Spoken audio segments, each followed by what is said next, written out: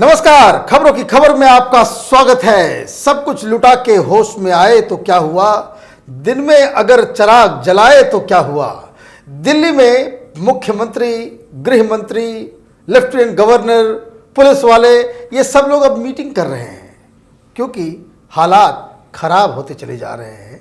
खबरें ऐसी ऐसी आ रही हैं जिस पर यकीन करना मुश्किल है कि दिल्ली के बहुत सारे इलाकों में अभी भी हिंसा, आगजनी, हत्या, मर्डर और कई तरह के उत्पात की खबरें आ रही हैं और लोगों की मौत के जो आंकड़े हैं वो हर घंटे वो बढ़ते चले जा रहे हैं। सरकार अब तक कह रही है कि 7 लोगों की मौत हुई है, लेकिन जहां तक मीडिया वालों को पता है कि जो अनकन्फर्म रिपोर्ट्स हैं, लोगों की मौत कहीं ज्यादा संख्या में हुई है। और ये सब कब हो रहा है?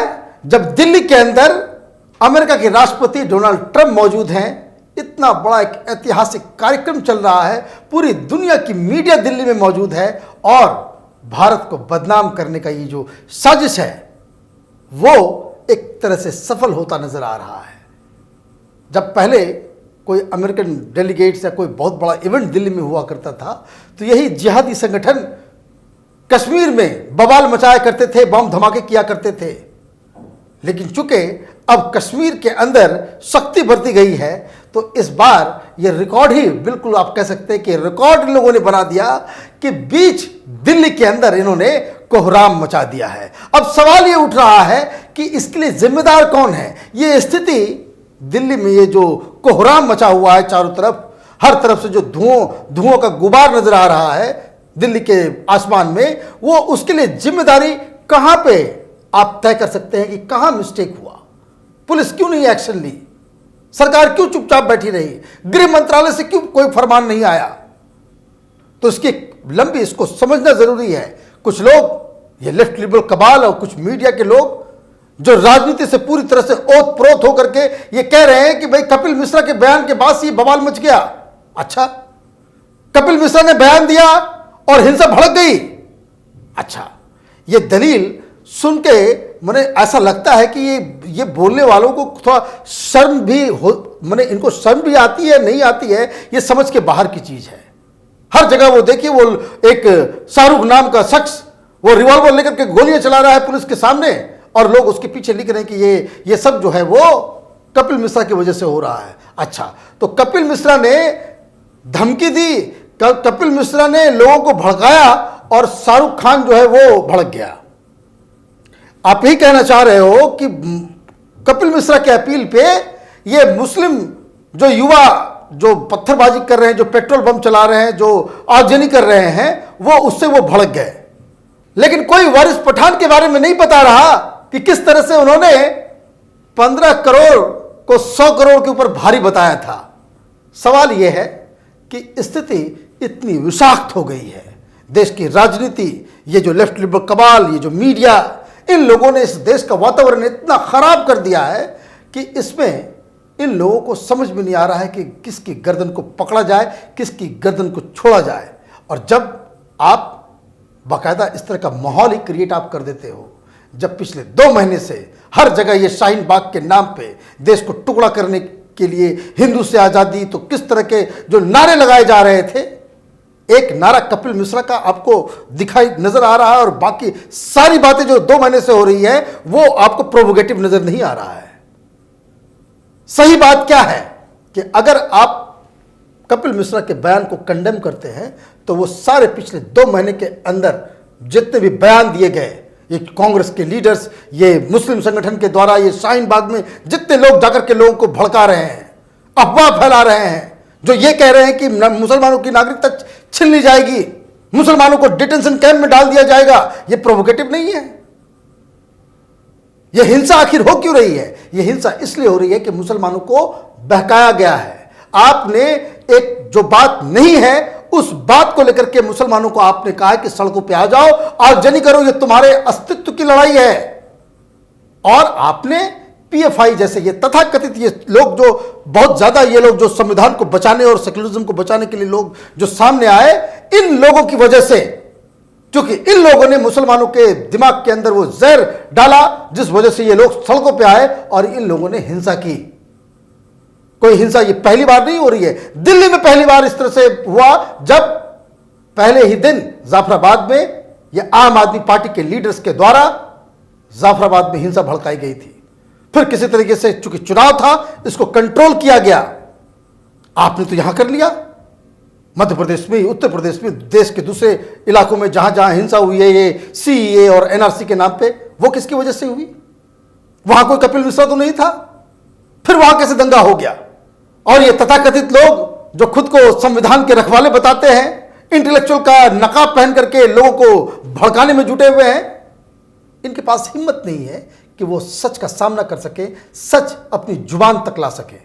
हकीकत क्या है? हकीकत यह है कि सीए का कानून हिंदुस्तान के किसी के नागरिक के ऊपर यह लागू ही नहीं होता, लेकिन इन लोगों ने मुसलमानों को भड़काया। अपनी राजनीति, प्रधानमंत्री मोदी और बीजेपी की सरकार को घेरने के लिए आपने यह अफवाह उड़ा दिया कि मुसलमानों की नागरिकता चली जाएगी, मुसलमानों को डिटेंशन कैंप में डाल दिया जाएगा, वहां उनको मरने के लिए छोड़ दिया जाएगा। बेशर्मी की तो हद यह है कि इन लोगों ने इन मुस्लिम इलाकों में यह अफवाह फैला दी कि मुसलमानों को नपुंसक बना दिया जाएगा, उनके साथ नसबंदी किया जाएगा। ये इस तरह का काम आप, और ये देश के इंटेलेक्चुअल हैं, पद्मश्री अवार्ड दिया जाता है इनको, और किस बेशर्मी के साथ इन लोगों ने इस देश के माहौल को, आप ये कहें कि इसको बिगाड़ा, और फिर आपने शाहीन बाग क्रिएट कर दिया। एक गलती तो वहां हुई कि जिन पॉलिटिकल पार्टीज, पॉलिटिकल ऑर्गेनाइजेशंस और ये तथाकथित इंटेलेक्चुअल्स, इन लोगों ने एक अफवाह फैला करके मुसलमानों को जो है वो भड़काने का काम किया। उसके बाद जो सबसे बड़ा मिस्टेक हुआ है वो हमारे जुडिशरी से हुआ। लोग गए, क्योंकि ये तो बॉयल हो रहा था समाज के अंदर। जब तक ये शांतिपूर्ण ढंग से ये चल रहा था, लोगों को लगा कि चलो भाई ये प्रोटेस्ट कर रहे हैं, पब्लिक सिंपैथी इनके साथ थी। लेकिन देखिए जामिया में क्या हुआ, बवाल मचने लग गया, आगजनी शुरू हो गई, प्रोटेस्ट के नाम पे आपने हंगामा शुरू कर दिया। आज जहां दिल्ली, जिन जिन इलाकों में दिल्ली में आज दंगे हो रहे हैं, जहां घर जलाया जा रहा है, वहां पहले भी फर्स्ट राउंड में पिछली बार चुनाव से पहले ये सब चीजें हो चुकी थी, और सबको आगे लेके जाने वाला कौन था? ये सब आम आदमी पार्टी के सब, ये जो जितने भी हिंसा हुए हैं, चाहे वो ओखला में हो, जामिया में हो, चाहे जाफराबाद के अंदर हो, चाहे पुरानी दिल्ली के अंदर हो, ये सीए के नाम पे इसके जो मेन लीडर्स थे वो आज एमएलए बन के आम आदमी पार्टी के साथ चुन करके वो सरकार में है। तो एक तो राजनीति, और जब सुप्रीम कोर्ट में ये मसला गया तो सुप्रीम कोर्ट ने सोचा कि इस चीज को उसी हिसाब से आप टैकल करेंगे। कल भी मौका था कि जब 24 तारीख को आपने इंटरलोकेटर्स की बातों को सुन करके आपको फैसला देना था, आपने उसको एक्सटेंड कर दिया। सुप्रीम कोर्ट की पूरी तैयारी से ऐसा लगता है कि वो चाहती है कि वो कोई डिसीजन ना ले और मसला ये साफ हो जाए। सब लोग वेट एंड वॉच कर रहे हैं। जैसा कि मैंने कहा कि जो लोग कह रहे हैं कि भाई पुलिस एक्टिव नहीं है, पुलिस एक्शन नहीं ले पा रही है, पुलिस क्यों एक्शन लेगी और किस हिसाब से लेगी? जब पुलिस ने जामिया में एक्शन लिया तो उनके खिलाफ ही कार्रवाई होने लग गई। आपने डीसीपी को वहां से हटा दिया।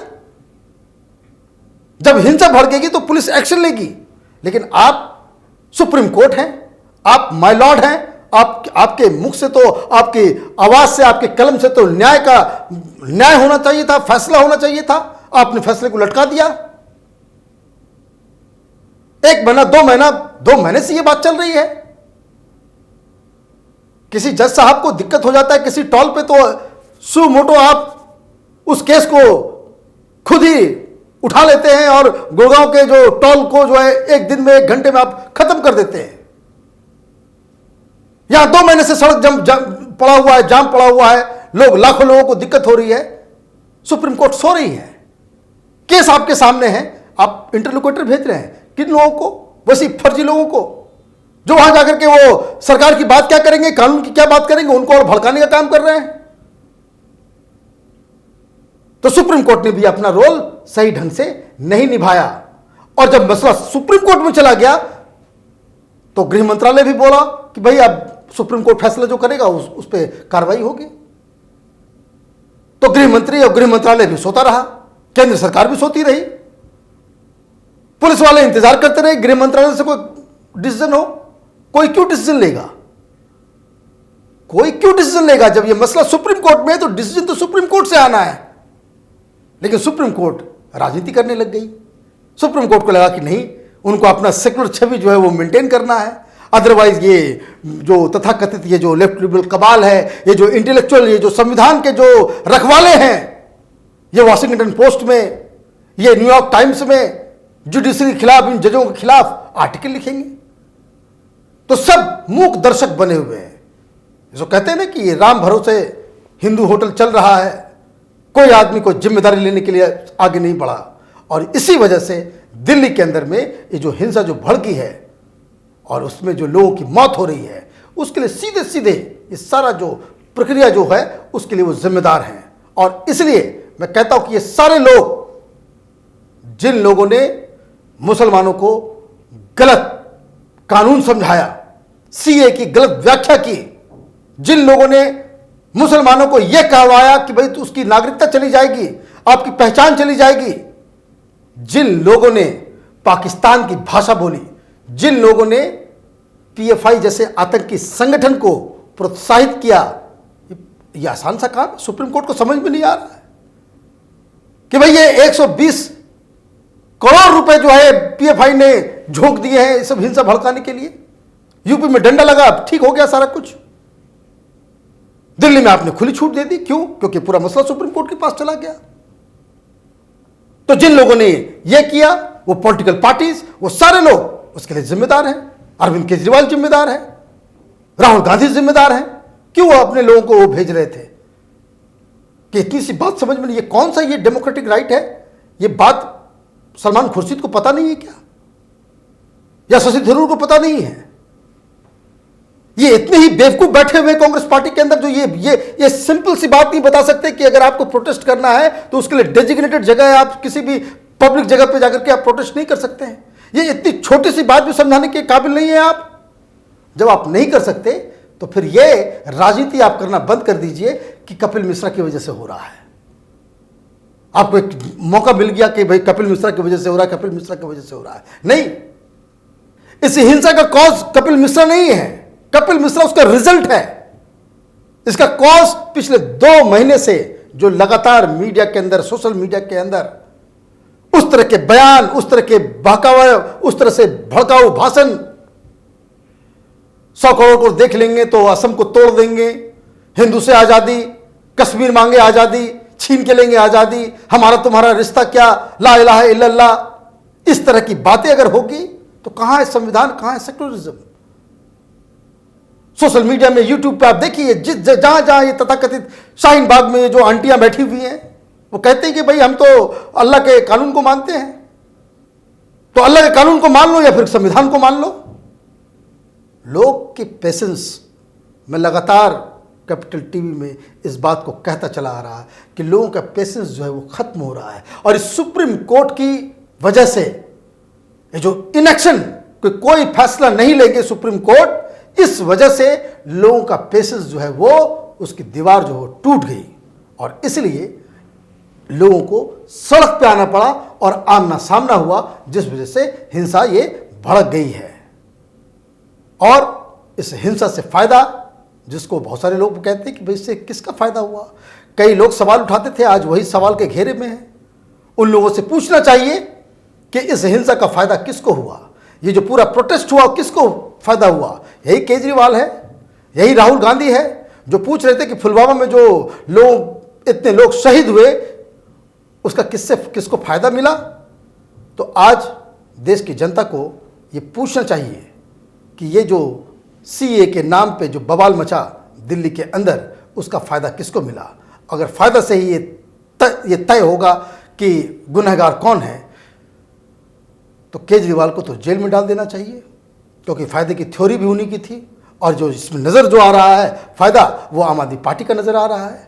एक शब्द, शर्मनाक बात क्या है कि एक शब्द कोई भी लीडर, अरे उसके एमएलए के इलाके में जहां जहां हंगामा चल रहा है, वो हर जगह उसके एमएलए चुन करके आए हैं। इतनी भी ताकत नहीं है कि उसका एमएलए अपने इलाके में घुस करके ये कहे कि शांति मेंटेन किया जाए। खैर, दिल्ली की अभी जो हिंसा की खबरें जो आ रही हैं वो अभी पूरी नहीं हैं। बहुत कुछ हो रहा है, बहुत कुछ होगा, क्योंकि जिस तरह से देश की राजनीति बदल रही है, जिस तरह से ये सीए के नाम पे जो बवाल मचाया गया है और जिस तरह के संगठन इसमें इन्वॉल्व हैं, जहां जहां से पैसे आ रहा है, चाहे वो पाकिस्तान से हो, सऊदी अरब से हो, कई दूसरे जगह से हो, जिस तरह के आतंकी संगठन, इस्लामिक ऑर्गेनाइजेशंस, जिस तरह के पॉलिटिकल पार्टीज इसमें इन्वॉल्व हैं, वो इस मसले को बहुत जल्द खत्म नहीं होने देंगे। दिल्ली के लोगों के सामने बहुत बड़ी चुनौती है।